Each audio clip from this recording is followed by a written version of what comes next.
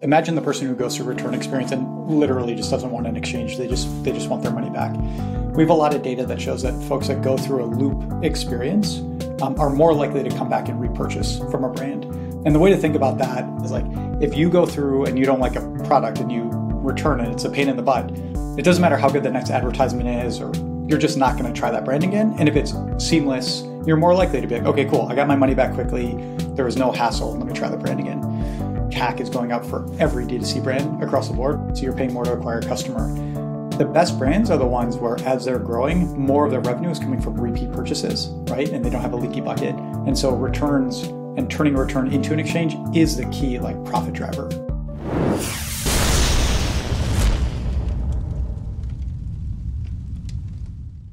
Hello and welcome to DTC Podcast. I'm Eric Dick. Today we're closing the loop on returns with President of Loop Returns, Aaron Schwartz. In the apparel space, returns average 38%, which just shocked me, and it makes me think I'm keeping way too many clothes. Aaron joins D2C to discuss all the ways that you can help turn at least 30% of those returns into exchanges and extend and increase your customer LTV. Loop Returns is the leading platform that turns returns into exchanges for some of the world's biggest and fastest growing D2C brands. You'll hear all about how the returns ecosystem is broken. You'll hear exactly the impact that seamless returns have on your LTV. And you'll learn the steps that every brand can take to transform 30% of your returns into exchanges. Hope you enjoy this one. On with the show. Aaron, it's nice to connect with you here on the D2C podcast. I love to start with why. Can you tell me why you are presiding over and building a company based on D2C returns? Yeah, this is really fun. Thanks for having me. Returns are a pretty big deal, right? If you and I started a t-shirt company tomorrow, we'd choose Shopify, and then we'd probably go Klaviyo, and then Gorgeous or Zendesk, right? And then you'd figure out who you do fulfillment with. And then the next piece that's most important is probably returns. You know, if you're an apparel brand, 30% of your customers will return. Even if you're an electronics brand, it might be 15%, right? Footwear, it's higher. Swimwear, it's higher. And so you're going to have returns. Having a generous return policy means that somebody is more likely to purchase up front. And then you need to think about, okay, cool. We've paid $50 to Instagram to acquire a customer. If she's doing a return because she doesn't get the perfect product the first time, it doesn't mean she hates me. It doesn't mean she hates my brand. She needs a new product. And so you want to do everything in your power to keep that customer, and get her into a product that she loves. So, what would you say is broken about the current return ecosystem? Man, I think it depends. I think the first thing is like, it depends on the ethos of the brand, right? Like, we could have a brand with no returns by having a very high restocking fee. We would also just have fewer sales, right? Because people would just not want to buy up front because they don't get to try the product. I think once you have a brand that with an ethos of we want to get customers into products that they love, the thing that tends to be broken is probably, number one, is the customer experience. They make it painful, right? So you've got to click a lot of buttons to do an exchange, or even just a return. You've got to call somebody or email somebody, right? I'm doing a return on some luggage right now, and it's wait 6 days for an RMA. So that's just painful, and I'm not going to shop at the brand again, right? The second part is painful on the physical part of the return. So at some point, if I'm doing a return or exchange, I need to physically send that product back. And brands are, like, the best brands are creating, like, making it as easy as possible for a shopper. And then the third piece is, like, going back to what I said earlier, is a brand has paid a lot of money to acquire the customer. And if you only think about returns as a cost center and you ignore the fact that it is a core driver in profit, you're missing out. Because what you really need is to retain the customer, get her into a product she loves, and then she'll become a fan and she'll repeat purchase and, tell your story. And so what is the impact that a great return experience can have on customer LTV? Yeah. So we look at it kind of two different ways. The first one is, imagine the person who goes through return experience and literally just doesn't want an exchange. They just want their money back. We have a lot of data that shows that folks that go through a loop experience are more likely to come back and repurchase from a brand. So if it's a 10% repurchase rate for some of our competitors, it doesn't matter who, it'll be 15% for us within a shorter period of time. And the way to think about that, forget all the data, is like, if you go through and you don't like a product and you return it, it's a pain in the butt. It doesn't matter how good the next advertisement is, or you're just not going to try that brand again. And if it's seamless, and it's seamless digitally, and it's seamless logistically, and it just works, you're more likely to be like, okay, cool, I got my money back quickly. There was no hassle. Let me try the brand again. The second part, which is I think the more impactful part, is like, when you turn that return into an exchange, you think about the fact that like CAC is going up for every D2C brand across the board. One, because of like Apple, ATT, but also just because it's easier to start a brand. So you have more competition in the marketplace, right? So you're paying more to acquire a customer. The best brands are the ones where as they're growing, more of their revenue is coming from repeat purchases, right? And they don't have a leaky bucket. And so returns and turning a return into an exchange is the key like profit driver on that front. So I guess people probably use your tool in different ways, but can you pull up an example? Like walk me through like an ideal return experience. Like first of all, does everyone have different sort of ways of skinning the cat? Yeah, for and sure. second of all, walk me through a really good one. Yeah, everybody's different. I mean, my consumer brand that I started in 2010 was fundamentally different. Like every single company has a different return policy, and part of our platform is the idea of like there isn't a right answer; it's what's right for you. Right? And it ties your policies and how generous you want to be, your return window. Do you want to give somebody a bonus credit to do an exchange instead of a return? So I would think about like we've got 1,700 brands. We've got big footwear, small footwear, right? Footwear brands in the U.S. and the U.K., Australia, and then we've got the exact same story for intimates and apparel and swimwear and cosmetics and, right? And so everybody's got different preferences. The ideal return experience, I'd say, is like, first of all, seamless, right? You don't need to talk to somebody. You can do it on your phone. For a brand, you want to get information about why a customer is returning. So you want there to be relevant questions like, why are you, what don't you like about this product? But, you know, get the data so you can improve your merchandising, so you can improve your actual like physical production. You then want to push people towards a variant exchange. So think like a small for a large, a blue for a green, a 9.5 for a 10, because the vast majority of exchanges are because I got something, it just doesn't fit. Let me go get, right? I still like this product. I want to get the one that fits better or the color looks better, whatever it is. And then that's where most return platforms stop. We do a couple things on top of that. The first one is we let you shop across the entire catalog. So like you go to Chubby's, for example, and you don't see what you want immediately. We can then plop you onto the Chubby's website, which they've done a wonderful job of, you know, like optimizing the purchase funnel. And now you can shop across the entire catalog with your credit, right? So you actually get to pull the credit. The second thing is we empower our brands to give bonuses to their shoppers. So like Eric, you, again, let's just use Chubby's. We'll stick with that example. You go and you bought $100 and then they say, hey, don't return. Here's $110. You can't then like spend $90 and like, you're not really gaming the system. But what it will do is it will incentivize you to shop more, try other products. Maybe you try a slightly higher price product or you buy 2 products or whatever it is. And that increases your basket size. So I'd say like number 1 is variant exchanges. Number 2 is shop across the whole product. Number 3 is incentivize shoppers to do that. And then number 4 is at that point, Eric, you still want to do a return. Create one more incentive. Hey, instead of getting $100 back in your credit card, here's $115 in store credit. Would you prefer that?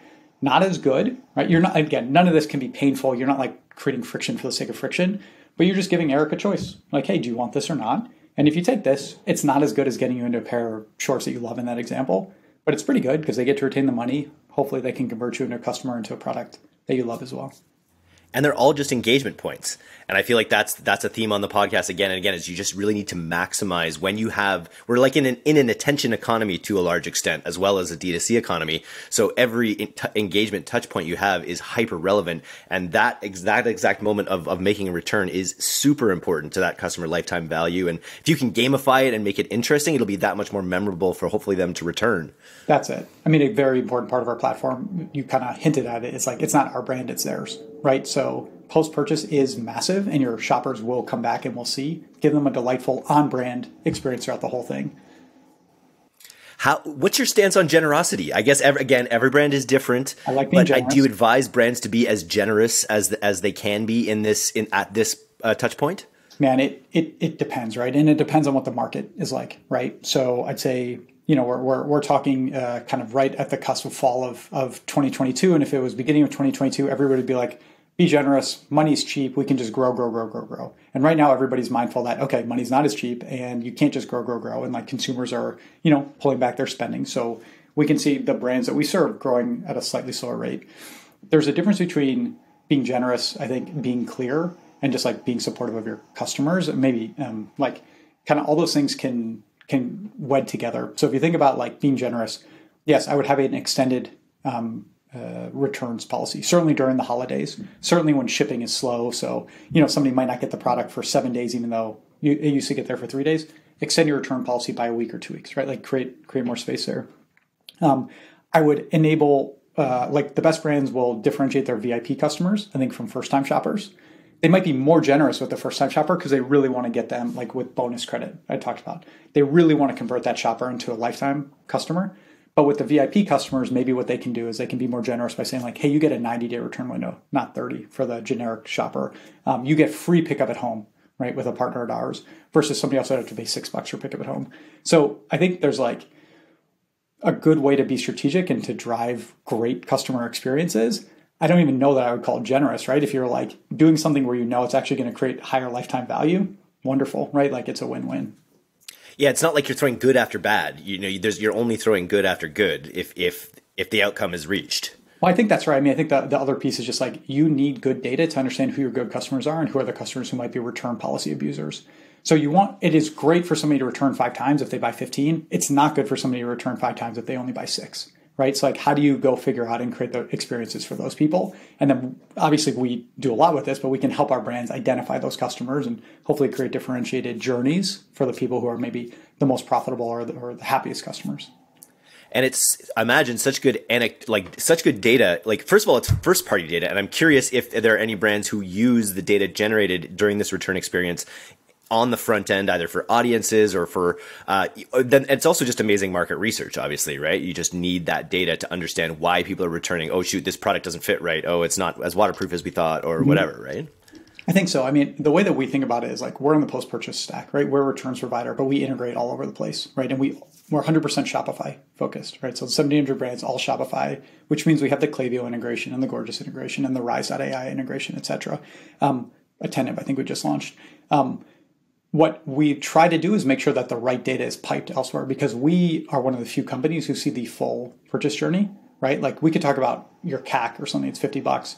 But if you do your CAC based on what products are kept, your CAC is actually a lot higher, right? So like we think about, okay, how do we help drive upfront conversion, but not just of things that people will buy, but like products that people will keep? And where can our data inform how other like loyalty partners, recommendations partners, do their jobs better? Because ultimately we're all serving the same merchant, right? Whether it's Allbirds or Chubbies or Figs, you name it, we all want to help them get better at what they do. Are there, when it comes to just monitoring your returns generally, like you say sort of 20% is sort of across, again, it's going to be totally different. I always ask questions where people are like, it's totally different. But like what are red flags that brands should look out for like in their return experience? If you go from like a manual process where people have to email in or call in, and then you turn on any automated solution, ours, a small guy, one of the other big guys, it doesn't matter, you'll see a big spike in returns. That's not a bad thing. So a spike isn't definitionally bad. It means that you removed a lot of friction. You probably have a lot of people who are less annoyed with you, right? Then, of course, you want to turn those returns into exchanges. So probably the things I would look at are return rate. Like, do you see it really spiking? Because probably what's happening in that situation is there's probably a problem with the product. Like not the tech product, the physical product. It might be the product is fine, but the messaging on your site is confusing, right? Like you should work on your fit data or like have better imagery on the site or whatever it is, right? And you should use a platform like ours. There are others as well, right? Where like you can pull in that data and you can understand, is there actually an issue there? Yeah, I mean, I can probably stop there. I'll ramble all day on this, but yeah. It's baseball season is on my mind. I'm a Blue Jays fan, getting trounced by the Yankees lately. But I think about their save percentage, the amount of games that their closer is able to come in and save. What's a good number? Like what's a good number you've seen from actual returns becoming exchanges with Loop? Yeah, that's a great question. We just came out with a benchmark report, I think probably in early September, which shows kind of differences by vertical, right? And I think it was across 10 million data points, like 10 million returns. I think our apparel average is somewhere in the ballpark of 32%. So if you think about for every, you're a $10 million business, right? And you have $3 million in returns, we are retaining a million of those 3 million type of thing, right? Versus a peer might retain $700,000 or $800,000. You also are retaining the customer, right? And so like inching that percent up, every like 1% is worth for that brand $30,000, right? If they have $3 million of returns and we can get it from 20% to 21%, they're saving $30,000 right then. And they're saving a lot of customers. And so, I'm happy to share the benchmark report as well, but it obviously depends by vertical, it depends by size, it depends by, frankly, what your policy is, what part of our product you use. Our audience does love benchmark reports. I just think anytime you can get that view of objectivity a little bit across the industry, I think it's always interesting. For sure. I started as a consultant too, so I can go like build some Excel models for you guys. It'll be wonderful. It'll be so much fun. Yeah, totally. So 1/3 you can potentially save 1/3 of those returns, turn them into exchanges, which would have a big. Do you recommend that brands calculate CAC with returns in mind? Do brands at a high scale generally calculate returns into their overall CAC? It's funny. First of all, the 32% isn't like upwards what you could say. That's our average for apparel. Okay. So like there are some that are 40, 50, 60%. Surprisingly high, to be honest with you, just on my personal experience of having return clothes and stuff. It's super high. I mean, look, the perspective from Loop has always been let's solve the hardest problem, which is turning a return into an exchange. It's like it's the thing we focus on. And there's a lot we don't focus on. Logistics, which you would think we would as a returns. So we just partner with a lot of great logistics companies, right? So we only focus on turning a return into exchange, creating a delightful experience for the shopper. And now, of course, I lost the plot on what the other conversion rate. Sorry. So in terms of conversion rate, the way that I would approach it, I was texting one of our board members this morning who is an operator, and I was like, "Hey, can we start telling the story around net conversion rate?" Because this is how I always think about it: is like, if I were running an agency, I'd go get conversions and be like, hey, yeah, your CAC is $2 or $27 or whatever it is, doesn't matter. But if I'm the operator, what I care about is my net conversion rate. So my orders minus my returns plus my save sales. So think about the returns that turn into exchanges. We call save sales. That to me is actually the real CAC. Now you can look at it differently with lifetime value and gross margin and yada, yada, yada, right? But I actually think like if you have a short enough return window, you should be calculating your CAC based on that because that's the real number. Anybody can go get somebody to buy a product. It's much harder to get them to keep it. I'm just waiting for the new acronym to drop. As a collector of acronyms in this industry, NCR, net conversion rate. I don't know, or national net conversion or something. National Rifle Club, either one. Yeah, NCR, I like that one. Okay, good. It's a thing. We're gonna make that one stick. Did we just trademark it and buy the website? This is great. I think we did. You heard it here first, folks. Let's talk Black Friday, Cyber. How much do returns go up in times of mass conspicuous consumption, such as Q4 Black Friday? They do. I mean, look, returns are a function of orders. So when there are more orders, there's almost definitionally going to be more returns during Black Friday. What about the percentage? Do people, because they're buying more Slapdash or Fast and Furious, like are there more returns? Yeah, so there will be, and then so proportionally, the question is like, will there be more or less? To me, like the data shows proportionally more, and so then the question is why more? Part of it is because there are big sales, and so people are willing to like try something new. But the biggest piece is gifting, right? And so you're buying somebody Marine Layer, you're buying somebody Allbirds or whatever it is. And like, you don't exactly know their size. You don't exactly know what color they want, right? And so you do it. And then you want to create a really easy experience for them. It is very rare for somebody to do a return at that situation and like not want to do an exchange. So make it easy for them to do an exchange to figure out what product they actually want from that brand. But yeah, the percentages go up. Very cool.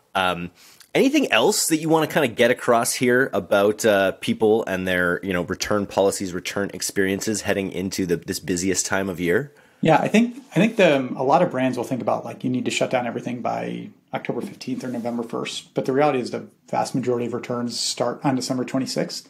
So get through Black Friday, Cyber Monday, and then you actually still have a month to like refine your return policy, frankly, to like switch return software.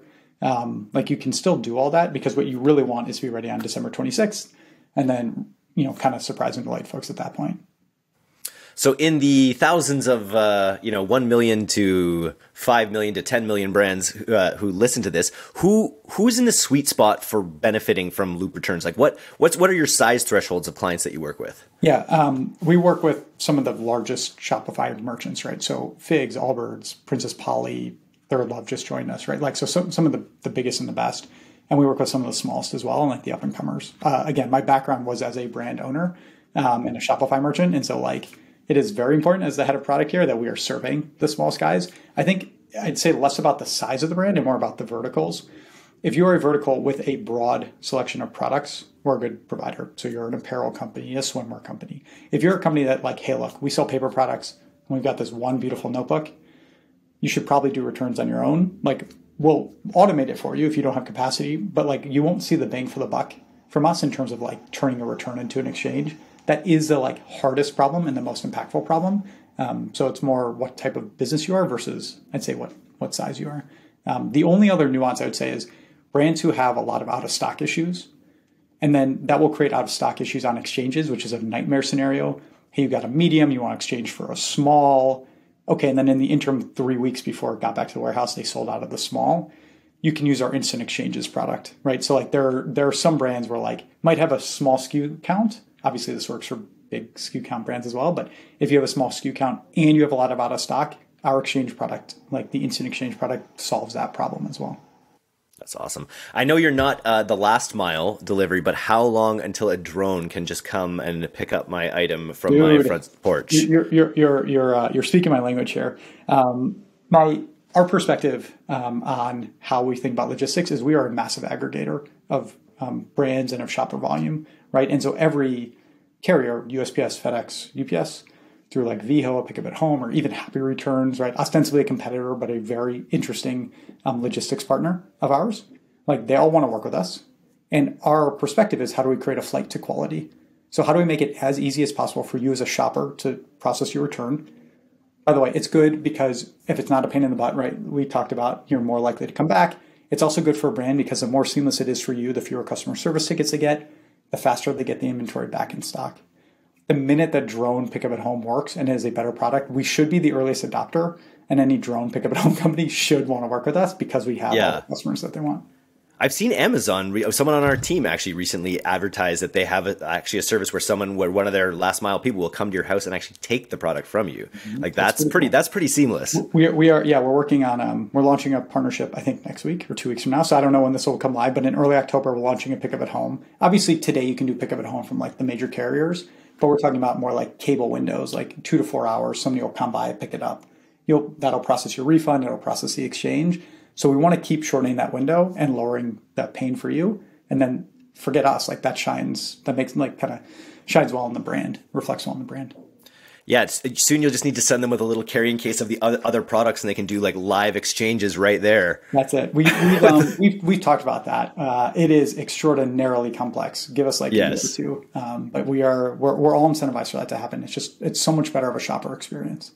Yeah, turn them into Mary Kay salespeople. Turn the delivery people into Mary Kay salespeople that can show up and host a Tupperware party. Eric, look, if this podcast doesn't work out and you're looking to be our first person who walks around and does exchanges, just let me know, man. I'll set it up.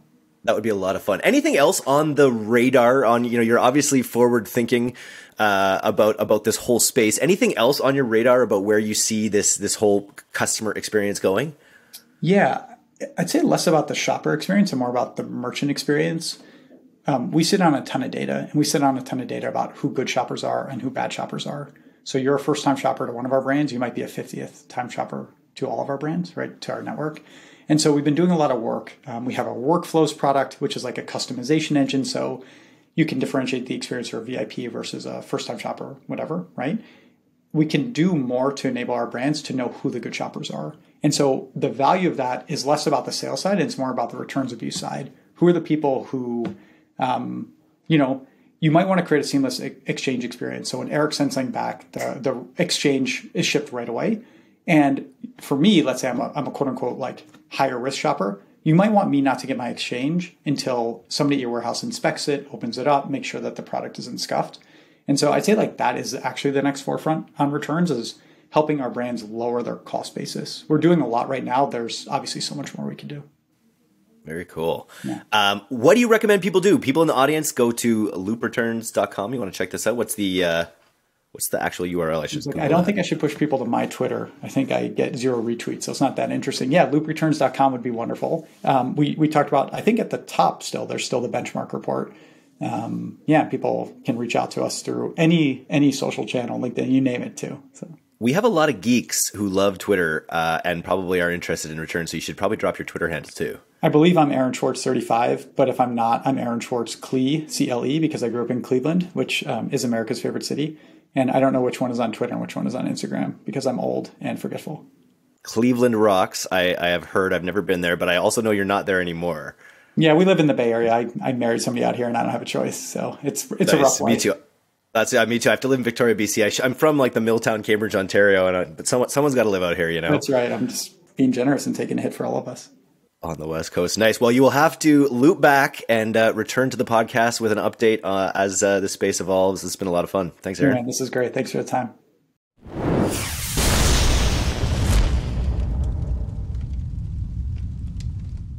Thanks so much for listening to today's episode. If you're not a subscriber to our newsletter, you can do that right now at directtoconsumer.co. I'm Eric Dick, and this has been the D2C Podcast. We'll see you next time.